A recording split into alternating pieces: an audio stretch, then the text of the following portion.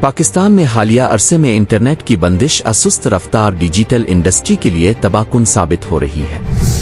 یہ مسائل ممکنہ طور پر فائر وال کی تنصیب کے بعد سامنے آئے ہیں۔ پی ٹی اے نے اس حوالے مکمل چپ سادھ لی ہے اور اب پاکستان بزنس کونسل (PBC) نے خبردار کیا ہے کہ متعدد ملٹی نیشنل کمپنیوں (MNCs) نے فائر وال کی تنصیاب سے ملک میں بڑے پیمانے پر انٹرنیٹ کی بندش اسست رفتار کے باعث اپنا دفتر پاکستان سے منتقل کرنے کا ارادہ کر لیا ہے، جبکہ بیشتر کمپنیاں ایسا کر بھی چکی ہیں۔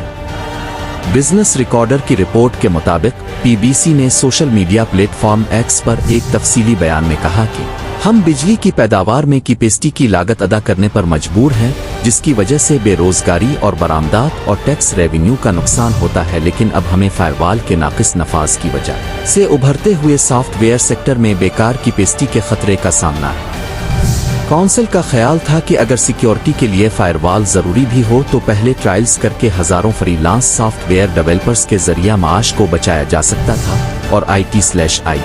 سے متعلق سروسز کے قابل اعتماد سپلائر کے طور پر پاکستان کی ساکھ کو نقصان پہنچانے سے بچ سکتے تھے۔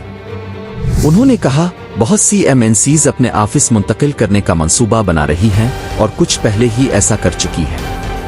انہوں نے کہا کہ ابھی دیر نہیں ہوئی ہے۔